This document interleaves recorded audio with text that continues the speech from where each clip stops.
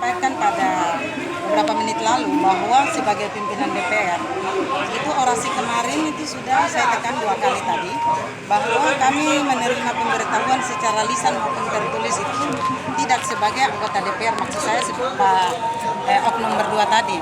Tapi kalau lisan pun kami tidak menerima itu, maupun orang bilang dunia sudah canggih SMS atau apa, tidak. Kami pun mengetahui bahwa beliau terlibat makanya memimpin orasi itu, memimpin orasi kemarin itu, ya baru kemarin kami lihat.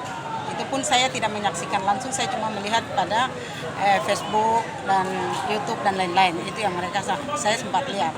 Dan saya tidak munafik ya, pada saat ini saya merupakan salah satu kader Partai Demokrat, ya, juga anggota DPR kader Partai Demokrat, bahwa kami sesama teman sebagai anggota DPR, kami sangat menyayangkan sikap mereka berdua. Kalaupun mereka berdua berdiri secara pribadi sebagai anak adat, kami sebagai pimpinan itu menyerahkan itu adalah hak privasi mereka, maksudnya sebagai anak adat.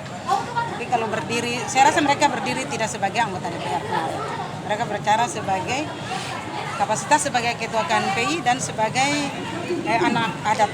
Tapi kan setidaknya harus ada pemberitahuan, tidak perlu. Tapi dalam arti kan tetap melekat, artinya jabatan itu di apalagi itu jam-jam walaupun kantor. Ya kita tidak munafik ya, pada saat itu orang memandang mereka dengan 2 predikat, sebagai ketua KNP dan sebagai anggota DPR yang melekat.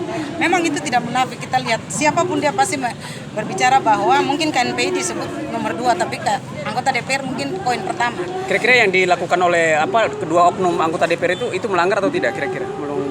Nanti kami kembali melihat kode etik dan tatip yang ada di dalam Tapi anggota DPR. setidaknya harus ada pemberitahuan dari DPR sendiri. Iya, seharusnya ada pemberitahuan untuk kami. Tapi sekali lagi saya tekan bahwa mereka berdiri sebagai KNPI atau anggota DPR, saya tidak tahu. Karena kita tidak ada pemberitahuan ke instansi DPR. Ketika anggota Dewan itu melakukan kegiatan kan harusnya ada pemberitahuan. Setuju, saya sangat setuju. Tapi kegiatan kemarin kan, saya sekali lagi saya tekan bahwa saudara-saudara tidak usah mengulangi pertanyaan karena jawaban tetap sama. Bahwa kami pimpinan tidak mengetahui.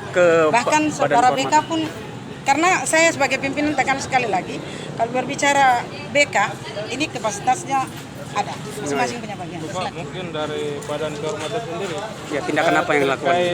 Kedua oknum anggota DPR dari kacamata dari BK, apakah dia melanggar? Ya, saya pikir tadi aspirasi sudah masuk. Kita akan pelajari aspirasi itu. Namun saya di sini karena yang bersangkutan juga adalah sekretaris Badan Kehormatan Saudara Roy. Saya tidak lihat sesuatu yang salah atau benar, tapi kalau mereka buat surat, artinya surat ke DPR sebagai anggota DPR, artinya mereka berbicara atas nama lembaga. Tapi kalau mereka tidak memasukkan surat, tidak menyampaikan permohonan untuk menyampaikan aspirasi, saya berharap itu mereka berbicara atas nama adat, tapi juga pribadi. Karena kalau mereka sampaikan surat, berarti mereka dalam kapasitas sebagai anggota DPRD. Tapi kita nanti lihat kode etik dulu, seperti yang tadi disampaikan oleh wakil. Kalau kita pelajari, nanti kita akan berikan jawaban. Karena dia kan di jam kerja melakukan aksi. Ya, ya tadi saya katakan bahwa kalau mereka atas nama lembaga, ya jelas pasti ada surat. Tapi kalau mereka tidak menyampaikan surat, berarti itu mungkin dari pribadi atau dengan anggota adat yang mereka hadirkan. Kalau dia terbukti, nanti sanksi apa yang diberikan? Bagaimana? Sanksi apa nanti yang akan diberikan? Sanksi tegasnya kira-kira? Kita belum bisa berikan jawaban apa-apa karena nanti kita lihat kode etik dan kita lihat aturan-aturan yang ada dalam lembaga ini. Saya pikir begitu. Tapi ini Bapak, coba sekali lagi kita tanya, kalau dari kacamata BK sendiri apakah dia melanggar atau tidak? Karena dia jam kerja. Ya, sekali lagi saya mau sampaikan, saya tegaskan bahwa mereka tidak menyampaikan surat, artinya mereka tidak berbicara tentang lembaga ini.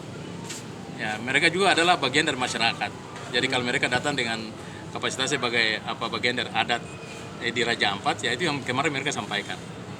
Ya. Tapi di lokasi itu mereka mengaku mereka anggota dewan. Ya. Kalau ada pengakuan begitu kami pimpinan tidak tahu. Mungkin kalau ada pengakuan begitu yang tadi saya katakan, nanti kita kaji lagi, kita lihat aturan-aturan dalam lembaga ini, lalu kita sama-sama. Kebetulan ketua BK juga tidak ada. Ketua BK-nya siapa? Pendeta Albert Mayor.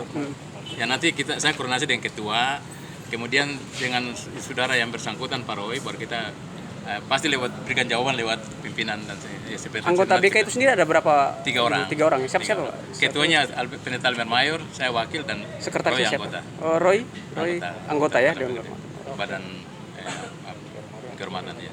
Oke, Bapak. Makasih. Saya pikir begitu ya. Siap. Terima kasih. Makasih. Ya. Ibu Ketua. Oke.